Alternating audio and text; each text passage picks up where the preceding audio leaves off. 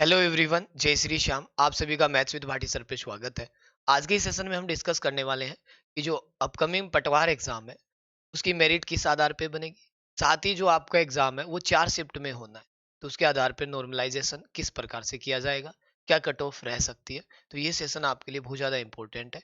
ये स्टार्ट करते हैं। फर्स्ट ऑफ, जैसा आप सभी को दिया हुआ है कि पटवार भर्ती परीक्षा 15 लाख स्टूडेंट्स ने फॉर्म भरा है और उसका अभी तक मेरिट का आधार नहीं पता चला है या किस आधार पे मेरिट बनेगी। तो इसके कुछ पॉइंट्स हैं, उस पर चर्चा करते हैं। राजस्थान स्टाफ सिलेक्शन बोर्ड की पटवारी भर्ती परीक्षा 23 और 24 अक्टूबर को दो दो पारियों यानी 4 चरण में होनी है।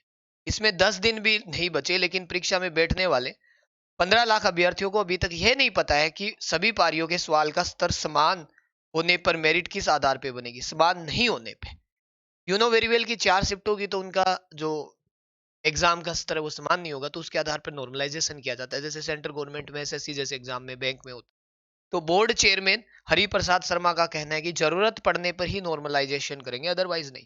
भास्कर ने, कि जैसा आज न्यूज़पेपर में आया था, फॉर्मूला पूछा तो बोले यह एक सीक्रेट फॉर्मूला है। दूसरी ओर विशेषज्ञ मानते हैं कि नॉर्मलाइजेशन फॉर्मूले के बिना सही मूल्यांकन संभव नहीं। इसका नॉर्मलाइजेशन करने का एक फॉर्मूला होता है, तो कि वो किस आधार पे करेंगे। तो उन्होंने कहा है बोर्ड चेयरमैन ने कि अभी ये प्राइवेट है, इसको हम पब्लिक नहीं कर सकते। पर भर्ती में इस बार ये किए गए हैं अहम बदलाव। क्या बदलाव है? पटवार भर्ती परीक्षा में शामिल होने के लिए पहली बार यूजी यानी कि आपके पहले 12th बेस पे था, अब आपको ग्रेजुएशन बेस पे कर दिया गया। तो पहली बार बारहवीं के आधार पर यूजी के स्टूडेंट्स ने फॉर्म भरा है। सिलेबस की भी बदला गया है।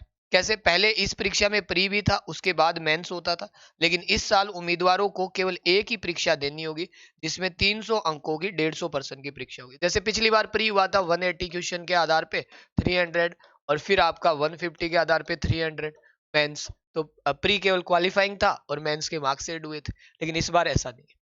फिर क्यों किया जाता है नॉर्मलाइजेशन, ये भी देख लीजिए।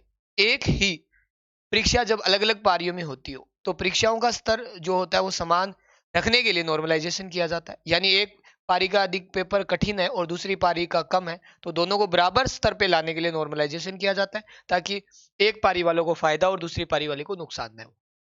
तो ये गो मेन पॉइंट। इसके अलावा देखिए एक अहम सूचना क्या है, वो ये है कि बोर्ड चेयरमैन ने कहा कि जरूरत पड़ने पे ही हम अगर नॉर्मलाइजेशन करेंगे, लेकिन फार्मूला सीक्रेट है। तो विशेषज्ञों का मानना है कि फार्मूले के बिना संभव नहीं होगा। अब इस पे कुछ देखा जाए तो कट ऑफ क्या जा सकते हैं, उसके आधार पे हम चर्चा करते हैं। इस बार कंपटीशन अधिक है। क्यों है अधिक? देखो देखो 4400 पदों के लिए पिछली बार 2016 में भर्ती हुई थी। 9 लाख में से 6.5 लाख अभ्यर्थी परीक्षा में बैठे थे। 9 लाख में से 6.5 लाख। लेकिन इस बार ऐसा नहीं है। इस बार क्या है? देखो इस बार कितने बैठेंगे बताइए जरा। 15.5 लाख आवेदन हुए, जिसमें से पिछली परीक्षा के मुकाबले लगभग 40% अधिक फॉर्म भरे गए। भाई इससे 9 लाख से 40% मान लो, लगभग लगभग 4 लाख 5 लाख जो भी आप जोड़ के देख लो, 5-6 जो भी मान लो, ठीक है, आए। अब लेकिन इनमें से भी अगर प्रेजेंस भी रहती है 10 लाख की, तो पिछले वाले फॉर्म जीते तो यहाँ पे प्रेजेंट रहेंगे, तो कंपटीशन अपने आप हाई हो गया। फिर वहां 12th लेवल था, यहाँ ग्रेजुएशन लेवल है।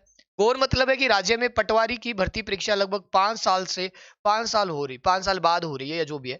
आंसर की को लेकर इससे पहले वाली परीक्षा का मामला कोर्ट में जा ही चुका है।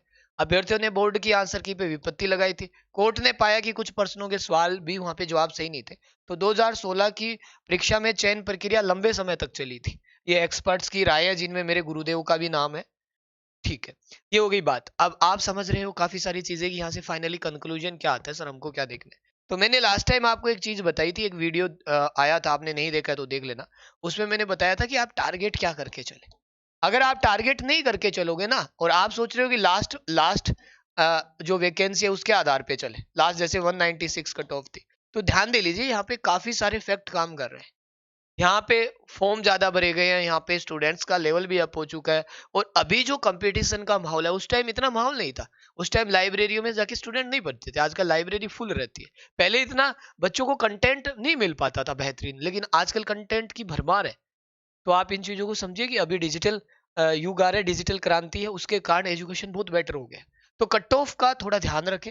दूसरी बात, हम आपके लिए क्या कर सकते हैं, हम आपके हैं कौन।